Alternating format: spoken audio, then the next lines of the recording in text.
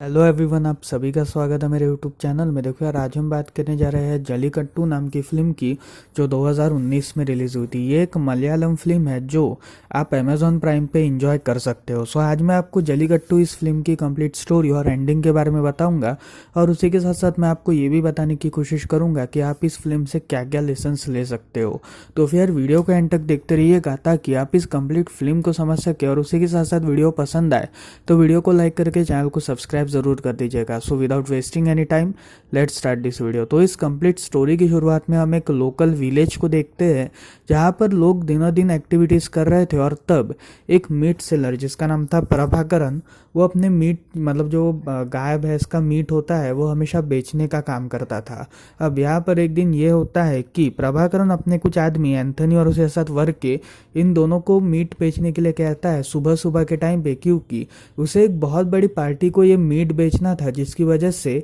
वो एंथनी और वर्की इन दोनों को उस जगह पे भेजता है जहाँ पर ये दोनों भैंस को काट सके। अब यहाँ पर ये दोनों जैसे ही इस भैंस को काटने वाले थे, तब तक वो भैंस वहाँ से भाग चुका था, जिसकी वजह से ये दोनों काफ़ी ज़्यादा डर चुके थे। और तब ये दोनों उस भैंस का पीछा करना स्टार्ट करते हैं, जहाँ पर हम सभी लोग ये देखते हैं कि ये भैंस काफ़ी दूर तक चला गया था। जिसके बाद वर्के और एंथनी ये दोनों गाँव वालों के लोगों को उठाते हैं, और तब गाँव के सारे लोग मिलकर एक साथ इस भैंस को ढूंढना स्टार्ट करते हैं, क्योंकि भैंस काफ़ी ज़्यादा पागल हो चुका था, और अगर वो किसी के भी रास्ते में आया तो फिर वो उसे पूरी तरीके से रौंद देगा, जिसकी वजह से ये सभी लोग उस भैंस की खोज के लिए निकले थे। अब यहाँ पर गांव के कुछ लोग ये खबर प्रभाकरन को भी बताते हैं, जिसकी वजह से प्रभाकरन भी उस स्पॉट पे पहुंचता है, और तब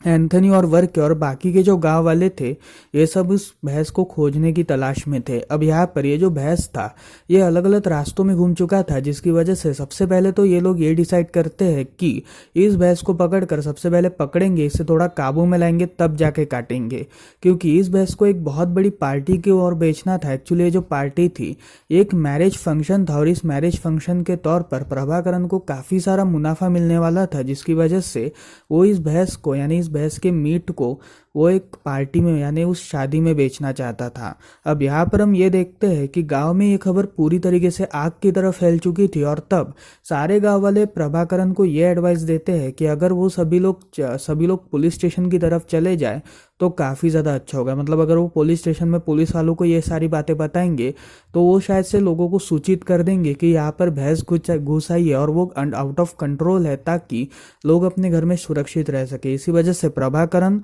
और उसके जो लोग थे ये सभी पुलिस स्टेशन में जाते हैं, जहाँ पर वो पुलिस ऑफिसर को ये सारी बातें बताते हैं, और तब पुलिस ऑफिसर इन दोनों को ये एडवाइस देता है कि जल्दी से जल्दी उस एनिमल पकड़ने वाले को बुला लो जो इस गांव के बाहर रहता है, और उस तुम्हारे में से ही किसी एक आदमी को उस एनिमल कैचर को पकड़ना पड़ेगा ताकि वो भैंस को पकड़ सके, क्योंकि वही एक अच्छी तरीके से टैक्टिक्स और ट्रिक्स जानते थे जिसके कारण वो भैंस को पकड़ सके। अब यहाँ पर हम ये देखते हैं कि प्रभाकरन के कहने पर पुलिस ऑफिशियल जो थे वो सारे गांव में अनाउंसमेंट कर देते हैं कि यहाँ पर एक आउट ऑफ कंट्रोल भैंस घुस आया है, इसी वजह से सभी लोग अपने अपने घर में ही रहिएगा ताकि आपको कोई भी क्षति यानी नुकसान ना पहुंच सके। जिसकी वजह से प्रभाकरन और उसके जो लोग थे और बाकी के जो गांव वाले लोग थे जो भैंस को पकड़ने में काबिल थे, वही लोग घर से बाहर थे, और बाकी के जो लोग थे वो सभी अपने अपने घर में चले गए थे। जिसके बाद प्रभाकरन, वर्के और एंथनी ये सभी गांव वालों के साथ मिलकर भैंस को पकड़ने की कोशिश करते हैं, जिसकी वजह से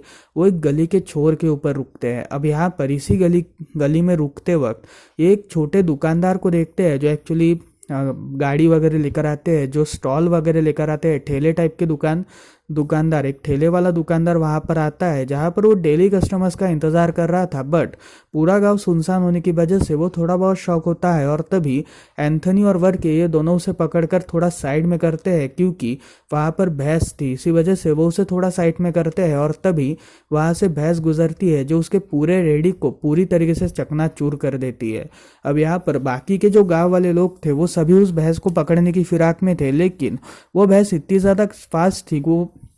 इतनी ज़्यादा फास्ट थी कि वो इनको पकड़ ही नहीं पा रहे थे, और उस भैंस ने पूरी तरीके से सारी 2-4 दुकानों को पूरी तरीके से डैमेज कर दिया था, जिसकी वजह से वो कुछ भी कर कर इस भैंस को पकड़ना चाहते थे, क्योंकि अगर इसे कंट्रोल में नहीं लाया गया तो सारी दुकानें और सारे घर पूरी तरीके से चकनाचूर हो जाएंगे। जिसकी वजह से सारे घर वाले ये डिसाइड करते हैं कि वो कुत्ता चांद नाम के एक शख्स को बुलाएंगे। एक्चुअली कुत्ता चांद इन्हीं के गांव का एक शख्स था जो काफ़ी टाइम पहले जेल जा चुका था due to some drug cases, और उसे ऐसा उसने चंदन की स्मगलिंग करने की वजह से उसे अरेस्ट कर लिया गया था और उसे जेल से वापस छुड़वाया गया था थोड़े समय पहले, जिसकी वजह से कुत्ता चांद जो था वो कुत्ता चांद जो था वो बंदूकें और उसे ऐसा जो एनिमल्स को मारने वाले काम होते हैं वो काफ़ी आसानी से कर सकता था, जिसकी वजह से सारे गांव वाले ये डिसाइड करते हैं कि वो कुत्ता चांद को यहाँ पर बुलाएंगे ताकि वो कुत्ता चांद की हेल्प लेकर इस कंप्लीट सिचुएशन को संभाल सके। अब यहाँ पर एंथनी जो था वो कुत्ता चांद से थोड़ी बहुत नफरत करता था, और इसके पीछे कहानी भी थी, क्योंकि एंथनी जो था वो प्रभाकरन की बेटी सोफी से प्यार करता था, और तब कुत्ता चांद जो था वो भी प्रभाकर की बेटी सोफी से प्यार करता था, जिसकी वजह से इन दोनों के बीच हमेशा झगड़े वगैरह चला करते थे। और ये दोनों पहले अच्छे दोस्त थे, बट बाद में कुछ डिस्प्यूट होने की वजह से इन दोनों के बीच में दुश्मनी आ चुकी थी। अब यहाँ पर कुत्ता चांद की एंट्री इस गांव में होती है, जहाँ पर कुत्ता चांद पूरी तरीके से बंदूकों को बनाता है, और उन्हीं बंदूकों से वो उस भैंस को मारने का प्लान बनाता है ताकि वो उस भैंस को मारकर इस पूरे भैंस का जो हिस्सा है वो अपने पास रख सके। अब यहाँ पर हम सभी लोग ये देखते हैं कि रात के टाइम पे कुत्ता चांद अपनी फौज लिए खड़ा था ताकि वो उस भैंस को मार सके, और वो सभी लोग फॉरेस्ट के रास्ते में जाते हैं, क्योंकि इन सभी को ऐसा लगता है कि शायद से वो भैंस फॉरेस्ट के ही रास्ते से गया होगा, जिसकी वजह से ये सभी लोग फॉरेस्ट के रास्ते से जाते हैं, जहाँ पर एक जन कुत्ता चांद से ये पूछता है कि आखिर तुम एंथनी से इतना चिढ़ते क्यों हो, जहाँ पर कुत्ता चांद उसे ये बताता है कि एंथनी ने कुछ समय पहले मुझे फंसाने का काम किया था। एक्चुअली कुछ सालों पहले एंथनी जो था वो कुत्ता चांद से ये कहता है कि अगर तुम चर्च वगैरह में जाओगे तो काफ़ी ज़्यादा अच्छा होगा, जिसके बाद कुत्ता चांद एंथनी की बात मानकर अगले दिन चर्च में चला जाता है, और अगले दिन चर्च जाने का विचार करता है, और तब वो ये सारी बात पूरे गाँव वालों को बता देता है। जिसके बाद चर्च के जो फादर थे वो अपने चर्च के बाहर एक सैंडलवुड का पेड़ देखते हैं, मतलब एक पेड़ लटकता हुआ देखते हैं, जो एक काफ़ी ज़्यादा स्मगलिंग वाला आइटम था, जिसकी वजह से इन सभी को ये शक होता है कि शायद से इस कांड के पीछे कुत्ता चांद का ही हाथ होगा। एक्चुअली ये पूरी बात एंथनी ने फैलाई थी, जिसकी वजह से सभी लोग कुत्ता चांद के घर पर जाते हैं, जहाँ पर वो सभी लोग पुलिस वालों को भी बुला लेते हैं, और तब ये पुलिस वाले उसके घर के बाद गांजे का भी पेड़ देखते हैं, जिसकी वजह से पुलिस वालों को ये शक होता है कि शायद से ड्रग स्मगलिंग वगैरह में इंक्लूडेड है। इसी वजह से वो कुत्ता चांद को अरेस्ट कर लेते हैं, और तब कुत्ता चांद को ये बात पता चल जाती है कि ये पूरे र्यूमर्स एंथनी ने फैलाए थे, जिसकी वजह से उसने उस दिन से उसके दोस्ती तोड़ दी थी, और तब से वो उससे चिढ़ने लगने लगा था। अब यहाँ पर हम ये देखते हैं कि रात के समय